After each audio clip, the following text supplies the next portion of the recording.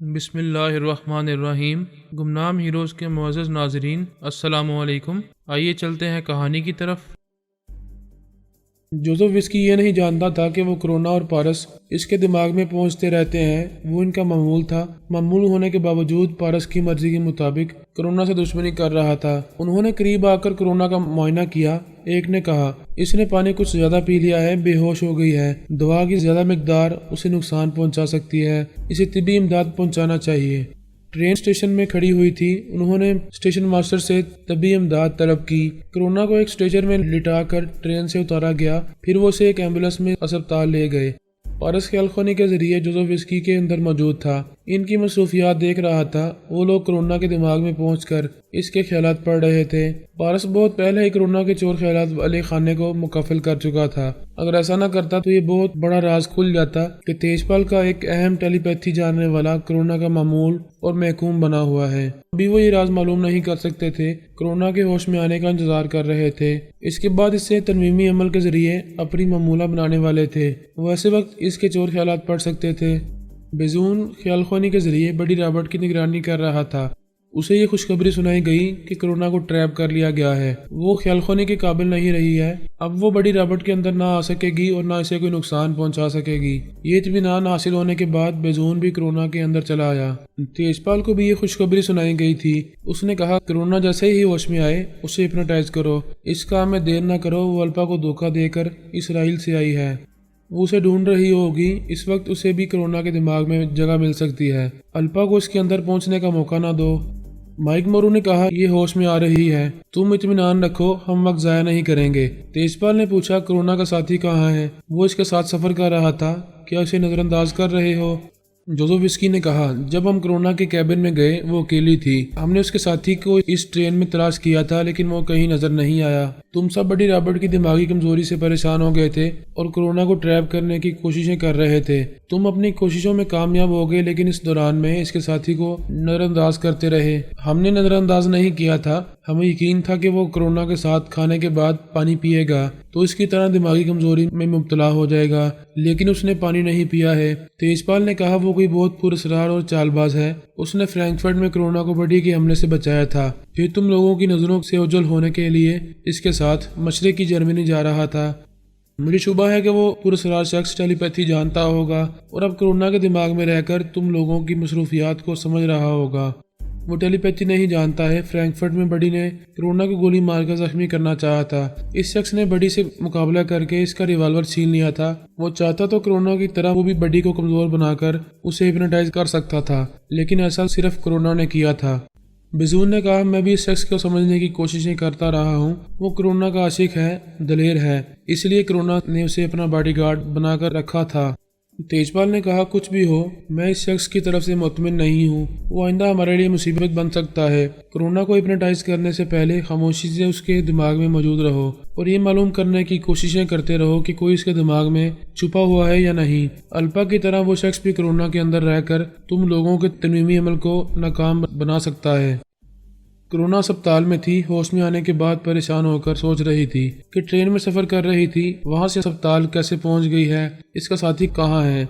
ایک نرس اسے دوا کھلانے اور انجیکشن دینے آئی۔ اس نے پوچھا، میرا ہسبینڈ کہاں ہے؟ نرس نے کہا، تمہارے ساتھ تمہارا ہسبینڈ یا کوئی رشتہ دار نہیں تھا، ٹرین کے 2 مسافر اور پولیس والے تمہیں یہاں چھوڑ گئے ہیں۔ وہ پریشان ہو رہی تھی کہ ایسے وقت پارس اسے چھوڑ کر کہاں چلا گیا ہے۔ بیزون وغیرہ خاموشی سے اس کے خیالات پڑھ رہے تھے۔ اس کے خیالات کہہ رہے تھے کہ اس نے دشمنوں سے محفوظ رہنے کے لیے ایک شخص کو اپنا شوہر بنا لیا تھا۔ وہ شخص پہلے پاگل خانے میں تھا، علاج ہونے کے بعد اسے پاگل خانے سے چھٹی دے دی گئی تھی۔ اس کے باوجود وہ اب نارمل تھا۔ وہ کبھی کبھی غیب کی باتیں بتایا کرتا تھا، بہت دلیر تھا، اس کے بہت کام آتا رہا تھا، پتہ نہیں وہ کہاں چلا گیا ہے۔ بیزون مائک مورو اور جوزف وسکی کرید کر اس سے سوالات کر رہے تھے اور اس کے جوابات تیج پال کو سنا رہے تھے۔ تیج پال نے کہا، کرونا سے اس کے جسمانی تعلقات تھے، وہ اسے اپنی خیال خوانی کے متعلق بتا سکتا تھا۔ شاید اس لیے نہ بتایا ہو کہ عورت کو رازدار نہ بنانا چاہتا ہو یا اس کے ارادے کچھ اور ہوں۔ بہرحال ہم اس الجھن میں رہیں گے تو الپا اس مکار لڑکی کے دماغ میں پہنچ جائے گی۔ ابھی اسے ہپنوٹائز کرو، اس کے دماغ کو لاک کرو، پھر خاموشی سے معلوم کرتے رہو کہ کرونا پر تم لوگوں کا تنظیمی عمل کس حد تک کامیاب رہا ہے۔ یہ رفتہ رفتہ معلوم ہوتا رہے گا کہ کوئی اس کے دماغ میں آ رہا ہے یا نہیں۔ جب تک ہمیں کامیابی کا یقین نہیں ہوگا تب تک تم سب اس سے دور ہی دور رہو گے۔ وہ کورونا پر تنویمی عمل کرنے لگے۔ انہوں نے اسے اپنی ممولہ اور تابعدار بنا کر ایک مخصوص آواز اور لہجے کے ذریعے اس کے دماغ کو لاک کر دیا۔ پارس نے تنویمی عمل کے دوران میں کوئی مداخلت نہیں کی۔ جس آواز اور لہجے کے ذریعے اس کے دماغ کو لاک کیا گیا تھا صرف اسے یاد کر لیا۔ وہ اس کے ذریعے ضرورت کے وقت اس کے اندر جا سکتا تھا۔ وہ کورونا کے دماغ سے چلا آیا۔ تیجپال کے تمام ٹیلی پیتھی جاننے والے بھی مطمئن ہو کر کورونا کے دماغ سے نکل گئے۔ وہ آئندہ اس کے دماغ میں باری باری جانے والے تھے۔ بڑی رابرٹ فرینکفرٹ کے اسپتال میں تھا۔ اب اس کی حالت سنبھل گئی تھی۔ وہ اس کے دماغ کو بھی تنویمی عمل کے ذریعے لاک کرنے لگے۔ اس وقت پارس پھر ان کے درمیان موجود رہا تھا۔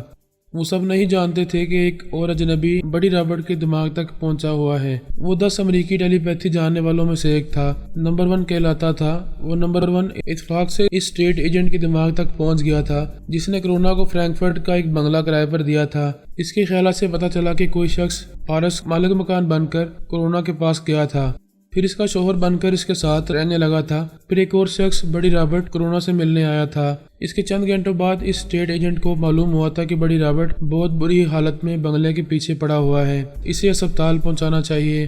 دراصل بیزون اس اسٹیٹ ایجنٹ کے دماغ میں تھا، اس کے ذریعے بڑی رابرٹ کو اسپتال پہنچانا چاہتا تھا۔ بعد میں نمبر 1 نے یہ ساری باتیں معلوم کی تھی۔ وہ اس اسٹیٹ ایجنٹ کے ذریعے اسپتال پہنچ گیا تھا۔ پھر اسپتال کے ڈاکٹر اور نرسوں کے اندر پہنچ کر اس نے بڑی رابرٹ کی آواز سنی تھی۔ اس کے خیالات پڑھنے کے بعد اسے معلوم ہوا کہ وہ تیجپال کی ٹیم سے تعلق رکھتا ہے۔ انہوں نے روس میں کس طرح ٹرانسفارمر مشین تیار کی ہے اور کس طرح تمام روسی کابرین کو اپنا معمول بنایا ہے، یہ ساری معلومات نمبر 1 حاصل کر چکا تھا۔ اس نے وہ مخصوص آواز اور لب و لہجہ بھی یاد کر لیا جس کے ذریعے بڑی کے دماغ کو لاک کیا گیا تھا۔ نمبر 1 یہاں تک کامیابی حاصل کرنے کے باوجود کورونا تک نہ پہنچ سکا۔ اسے یہ معلوم ہوا تھا کہ وہ لوگ کورونا کو تلاش کر رہے ہیں، لیکن یہ نہ معلوم ہو سکا کہ وہ اسے تلاش کرنے کے بعد اپنی معمولہ بنا چکے ہیں۔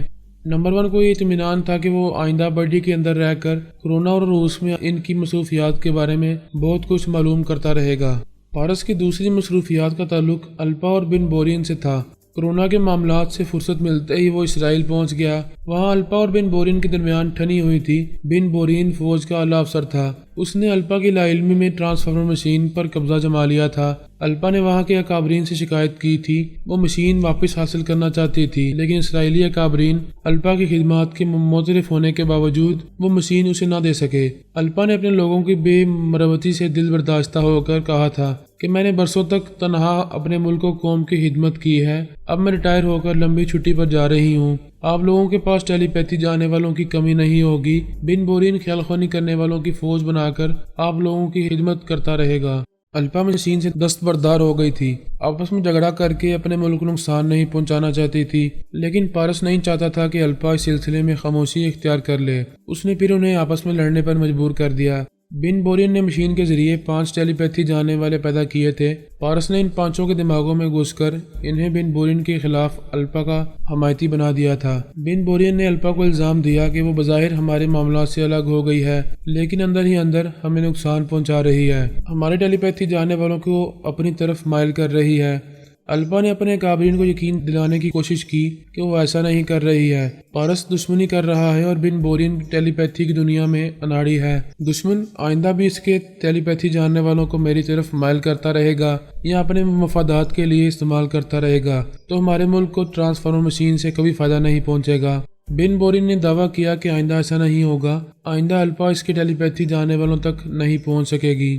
بن بورین کے چند خاص رازدار ٹیلی پیتھی جاننے والے تھے، ان سب نے یہ طے کیا کہ نہایت رازداری سے ایک ٹیلی پیتھی جاننے والا پیدا کریں گے، الپا کو اس کی خبر نہیں ہونے دیں گے۔ بن بورین اس بات سے بے خبر تھا کہ پارس اس کے خاص رازداروں کے دماغوں میں پہنچتا رہتا ہے۔ جب وہ مشین الپا کے پاس تھی تب اس نے ان آرمی افسران کو ٹیلی پیتھی سکھائی تھی۔ اس وقت وہ نہیں جانتی تھی کہ وہ افسران آئندہ اس کے دشمن بن جائیں گے۔ ان دونوں پارس سے اس کی گہری دوستی تھی اور پارس اس کے تمام ٹیلی پیتھی سیکھنے والوں کے دماغوں میں پہنچتا رہتا تھا۔ یہ بات بن بورین اور اس کے رازدار افسران نہیں جانتے تھے۔ انہوں نے جیکب نامی ایک ذہین افسر کو بڑی رازداری سے ٹیلی پیتھی سکھائی، اسے ٹرانسفارمر مشین سے گزارنے کے بعد اس پر تنویمی عمل کر کے اسے اپنا معمول اور محکوم بنایا، پھر اس کے دماغ کو لاک کر دیا۔ ان کے اپنے دماغوں کے دروازے پارس کے لیے کھلے ہوئے تھے، وہ جیکب کے دماغ کا دروازہ اس کے لیے بند نہیں کر سکتے تھے۔ اس کے بعد میں تنویمی عمل کے ذریعے جیکب کے دماغ کو الٹ دیا۔ وہ کٹر یہودی تھا، اسے فلسطینی مجاہد بنا دیا۔ وہ مجاہد دوسرے دن ہیڈ کوارٹر سے فرار ہو گیا۔ اس نے فون کے ذریعے مجاہدین کی تنظیم کے ایک لیڈر سے رابطہ کیا، پھر کہا میں تمہارے لیے اجنبی ہوں، لیکن میں فلسطین کی آزادی کی خاطر جہاد کرنے کے لیے ایک اسلامی ملک سے یہاں آیا ہوں۔ میرے پاس اس دنیا کا سب سے خطرناک ہتھیار ہے اور وہ ہتھیار ہے ٹیلی پیتھی۔ میں بھی آ رہا ہوں۔ پارس نے جیکب کے برین کو اچھی طرح واز کیا تھا، اس کی پچھلی تمام زندگی بلا کر اسے مجاہد بنا دیا تھا اور وہ اپنے مجاہدانہ جذبے کے ساتھ خود ہی آگے بڑھ رہا تھا۔ پارس نے الپا کو مخاطب کیا۔ الپا نے اپنے ایک اعلی کار کی آواز سنائی، پھر کہا اس کے دماغ میں آؤ، پھر بات کروں گی۔ وہ پارس سے سہمی رہتی تھی، اسے اپنے دماغ میں نہیں آنے دیتی تھی۔ وہ اس اعلی کار کے دماغ میں پہنچ کر بولا، مجھ سے خواہ مخواہ ڈرتی ہو، میں تمہاری بھلائی چاہتا تھا، تمہاری ٹرانسفارمر مشین تمہیں واپس دلانا چاہتا تھا، لیکن تم نے میرے دوستانہ جذبے کی قدر نہیں کی۔ میں تمہاری مکاریوں کو خوب سمجھتی ہوں، تمہاری محبت اور دوستی کے پیچھے بھی مکاریاں چھپی ہوتی ہیں۔ تم نے بن بورین کے 5 ٹیلی پیتھی جاننے والوں کو میرا حمایتی بنا کر پھر ایک نیا جھگڑا پیدا کیا ہے۔ بن بورین اور تمام اکابرین یقین سے کہہ رہے ہیں کہ میں انتقامی کارروائی کر رہی ہوں۔ آئندہ بھی اس ملک میں جو ٹیلی پیتھی جاننے والے پیدا کیے جائیں گے، میں انہیں بھی اپنا معمول اور محکوم بنا لوں گی۔ بے شک تمہیں یہی کرنا چاہیے۔ میں آئندہ بھی بن بورین کی ٹیلی پیتھی جاننے والوں کو تمہارا حمایتی بنا سکتا ہوں۔ وہ تم سے دشمنی مول لے کر کبھی اس مشین سے کوئی فائدہ حاصل نہیں کر سکے گا۔ بکواس مت کرو، تم اس طرح ہمیں آپس میں لڑا رہے ہو۔ میں آئندہ ایسا نہیں ہونے دوں گی۔ میں نے سنا ہے بن بورین نے بڑے سخت انتظامات کیے ہیں، تم اس کے نئے ٹیلی پیتھی جاننے والوں کے دماغوں تک نہیں پہنچ سکو گے۔ میں تم لوگوں کی جڑوں تک پہنچا ہوا ہوں، جب چاہوں گا جڑ سے اکھاڑ پھینکوں گا، لیکن مجھے اس کھیل میں مزہ آ رہا ہے۔ تم نے اپنی بیش بہا خدمات کے ذریعے اپنے ملک میں بہت عزت اور شہرت حاصل کی تھی۔ میں تمہارے اکابرین کی نظروں میں تمہیں گرا رہا ہوں، تمہیں مجبور کر دیا ہے، تم اپنی یہودی قوم اور اپنے ملک کی خدمات سے خود ہی باز آ گئی ہو، گمنامی کی زندگی گزار رہی ہو، شاید اپنا ملک چھوڑ کر جا چکی ہو۔ آگے بھی دیکھتی جاؤ کہ تمہارے ساتھ کیا ہونے والا ہے۔ تم میرے خلاف جتنی انتقامی کارروائی کر چکے ہو، اس کے بعد اور کچھ نہیں کر سکو گے۔ میں تمہاری یہ خوش فہمی ابھی ختم کر دیتا ہوں، ذرا اپنے اکابرین سے رابطہ کرو۔ ایک فلسطینی مجاہد انہیں حیران و پریشان کر رہا ہے۔ وہ نفرت سے بولی، یہ فلسطینی مجاہدین میرے سامنے کیڑے مکوڑے ہیں، میں بڑے بڑے دشمنوں سے نمٹتی رہتی ہوں، ان مٹی کے کیڑوں کو کوئی اہمیت نہیں دیتی۔ ہمارے اکابرین ان فلسطینی باغیوں سے سیاسی طور پر نمٹتے رہتے ہیں۔ تم نے کہا تھا کہ میں ان مجاہدین کو اپنی مشین سے گزار کر ٹیلی پیتھی سکھاؤں، میں نے تمہارے اس مطالبے پر تھوک دیا تھا، تم نے آسمان کی طرف تھوکا تھا، وہ تھوک واپس تمہارے منہ پر آ رہا ہے۔ تم جنہیں کیڑے مکوڑے کہہ رہی ہو، وہ تمہارے ملک میں ٹیلی پیتھی کا پہاڑ بن رہے ہیں۔ یقین نہ ہو تو اپنے اکابرین سے پوچھ لو۔ الپا نے ایک اعلیٰ حاکم سے رابطہ کیا، پھر کہا میں الپا بول رہی ہوں۔ اعلیٰ حاکم نے دوسرے اکابرین سے کہا الپا میرے دماغ میں آئی ہے۔ ایک حاکم نے کہا الپا تم 24 گھنٹوں میں 2 بار ہم سے رابطہ قائم کیا کرتی تھی، مگر اب تم نے ہمیں بلا دیا ہے، اپنے ملکی اور قومی فرائض کو بھول گئی ہو۔ وہ بولی میں پہلے اپنے ملک میں تنہا ایک ٹیلی پیتھی جاننے والی تھی، اب تو آپ کا بن بورین ٹیلی پیتھی کی فوج تیار کر رہا ہے، اتنے سارے ٹیلی پیتھی جاننے والے آپ کے تمام مسائل حل کر رہے ہوں گے۔ ایک نے کہا یہ مسائل کیا حل کریں گے، اور زیادہ مسائل پیدا کر رہے ہیں۔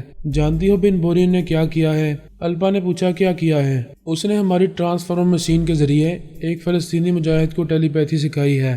وہ حیرانی سے بولی یہ کیسے ہو سکتا ہے؟ اگرچہ بن بورین میرا دشمن ہے لیکن محب وطن ہے، میری طرح کٹر یہودی ہے، وہ کبھی کسی مسلمان کو ٹیلی پیتھی نہیں سکھائے گا۔ وہ بھی یہی کہہ رہا ہے، اس نے جیکب نامی ایک افسر کو بڑی رازداری سے ٹیلی پیتھی سکھائی تھی، وہ سیکھنے کے بعد ہیڈ کوارٹر سے فرار ہو گیا ہے۔ الپا سوچ میں پڑ گئی، پھر اس نے سب کی موجودگی میں بن بورین سے کہا کہ وہ وہاں ایک اعلی کار کے دماغ میں آئے اور اس کے سوالوں کے جواب دے۔ بن بورین نے اس اعلی کار کے ذریعے کہا میں حیران ہوں کہ سخت پہرے اور رازداری کے باوجود کوئی دشمن ہمارے درمیان کیسے گھس آتا ہے۔ وہ الپا کو مخاطب کر کے بولا الپا میں نے تمہاری ٹرانسفارمر مشین تم سے چھین لی، مجھے اعتماد تھا کہ اس مشین کے ذریعے تم سے بہتر کارکردگی کا مظاہرہ کرتا رہوں گا، لیکن بہتر کارکردگی دکھانا تو دور کی بات ہے، میں کسی دشمن کو اپنے اندر پہنچنے سے نہیں روک پا رہا ہوں۔ میرے اور تمہارے درمیان بدترین دشمنی ہوتی رہے تب بھی ہم دونوں اپنے ملک اور اپنی قوم کے خلاف کوئی کام نہیں کریں گے۔ میں بھی یقین سے یہی کہتی ہوں کہ تم مجھ سے دشمنی کر سکتے ہو لیکن اپنے ملک اور اپنی قوم سے کبھی دشمنی نہیں کرو گے۔ شکریہ الپا۔ جب وہ جیکب ٹیلی پیتھی سیکھنے کے بعد یہاں سے فرار ہو گیا اور خود کو فلسطینی مجاہد کہنے لگا، تب مجھے یقین ہو گیا کہ تمہارا دشمن پارس ایسا کر رہا ہے۔ میں تمام اکابرین کے سامنے اس مشین سے دستبردار ہونے کا اعلان کرتا ہوں، آئندہ وہ ٹرانسفارمر مشین الپا کی نگرانی میں رہا کرے گی۔ الپا نے کہا بن بورین مجھے خوشی ہے کہ تم کھلے دل سے اپنی غلطی کا اعتراف کر رہے ہو، ابھی ہمارا زیادہ نقصان نہیں ہوا ہے، صرف ایک ٹیلی پیتھی جاننے والے کو فلسطینی مجاہد بنا دیا گیا ہے۔ میں اسے ٹریپ کر کے پھر سے یہودی بنا دوں گی یا پھر اسے خاک میں ملا دوں گی۔ ہماری مشین سے کوئی دوسرا ٹیلی پیتھی جاننے والا مسلمان پیدا نہیں ہوگا۔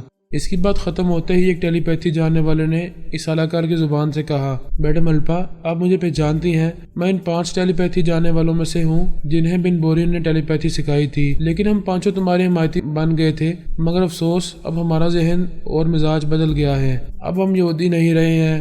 الپا نے پریشان ہو کر پوچھا، یہ کیا کہہ رہے ہو؟ ابھی تم نے کہا ہے کہ تم یہاں پھر کوئی ٹیلی پیتھی جاننے والا مسلمان پیدا نہیں ہونے دو گی، مگر تمہارے لیے افسوس کی بات ہے اور ہمارے لیے فخر کی بات ہے کہ ہم 5 فلسطینی مجاہدین بن چکے ہیں۔ الپا نے کہا، او گاڈ، کیا پارس نے تم 5 کے دماغوں کو بھی الٹ دیا ہے؟ یہ ہم نہیں جانتے، تمہیں اتنا جان لینا چاہیے کہ تم خدائی دعویٰ کر رہی تھی کہ کسی کو پیدا نہیں ہونے دو گی۔ آئندہ ایسا دعویٰ نہ کرنا اور اپنی ٹرانسفارمر مشین کو خوب سوچ سمجھ کر استعمال کرنا۔ اس مشین سے گزرنے والے تمام یہودی ہوں گے، لیکن گزرنے کے بعد مسلمان ہو چکے ہوں گے۔ اس کانفرنس ہال میں تھوڑی دیر کے لیے سناٹا چھا گیا، پھر وہ اکابرین ایک ایک کر کے بولنے لگے۔ ایک نے کہا، ہم کبھی سوچ بھی نہیں سکتے تھے کہ ہمارے ملک کے باغی مسلمانوں میں ٹیلی پیتھی جاننے والے پیدا ہو جائیں گے۔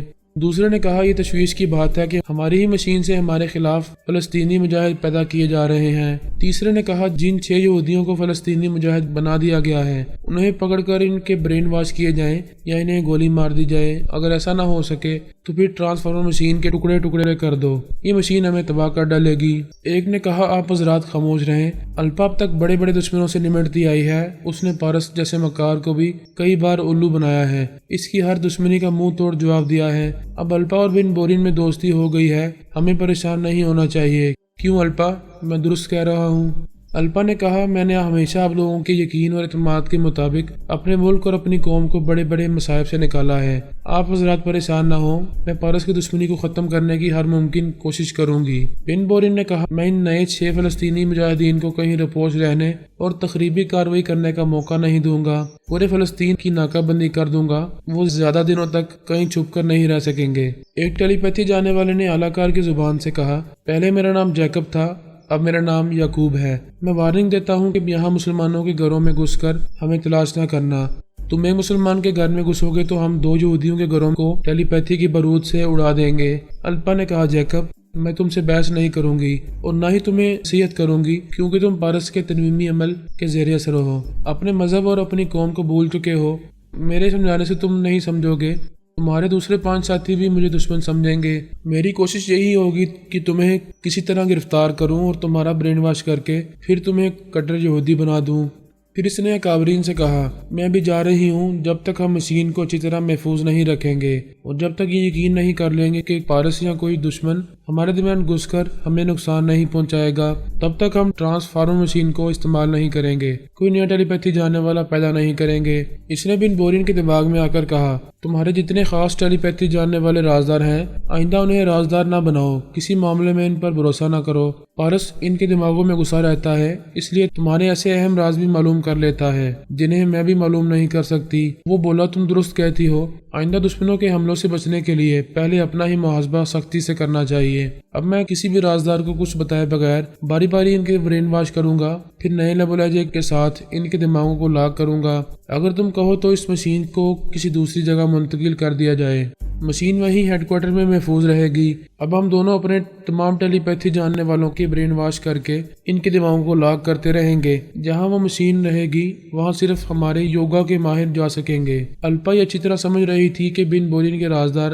ساتھیوں میں کچھ کمزوریاں ہیں، پارس انہی سے فائدہ اٹھا رہا ہے۔ جب تک اپنے تمام لوگوں کی کمزوریاں دور نہیں کی جائیں گی، تب تک پارس کی ہر سازش کامیاب ہوتی رہے گی۔ پارس بھی سمجھ رہا تھا کہ الپا آئندہ اس کے حملوں سے بچنے کے لیے کیسے اقدامات کرے گی۔ اس نے اپنے تمام ماتحتوں کو حکم دیا کہ وہ ہیڈ کوارٹر کے تمام اہم ٹیلی پیتھی جاننے والوں کے اندر آتے جاتے رہا کریں۔ جب بھی ان کے برین واش کیے جائیں اور ان کے دماغوں کو لاک کیا جائے تو ایسے وقت اس کے ماتحتوں کو وہاں موجود رہنا چاہیے۔ اس نے الپا سے کہا، تم کتنی پریشان ہو رہی ہو، میرا راستہ روکنے کے لیے کیسے کیسے پاپڑ بیل رہی ہو، اگر تم میرا ایک چھوٹا سا مطالبہ مان لیتی اور فلسطینی مسلمانوں کو ٹیلی پیتھی سکھانے کے لیے راضی ہو جاتی تو تمہاری دوستی قائم رہتی۔ وہ فلسطینی مسلمان تمہیں کوئی نقصان نہ پہنچاتے، صرف اپنے حقوق حاصل کرتے، لیکن تمہیں یہ گوارا نہیں تھا۔ دیکھ لو کہ تمہاری ضد کا نتیجہ کیا نکل رہا ہے۔ اس وقت سے اب تک تم نے یا بن بورین نے اس مشین سے کوئی فائدہ حاصل نہیں کیا ہے، اور آئندہ بھی اس مشین کے ذریعے کوئی یہودی ٹیلی پیتھی جاننے والا پیدا نہیں کر سکو گی۔ یہ مشین ایک بیکار پتھر کی طرح تمہارے ہیڈ کوارٹر میں پڑی رہے گی۔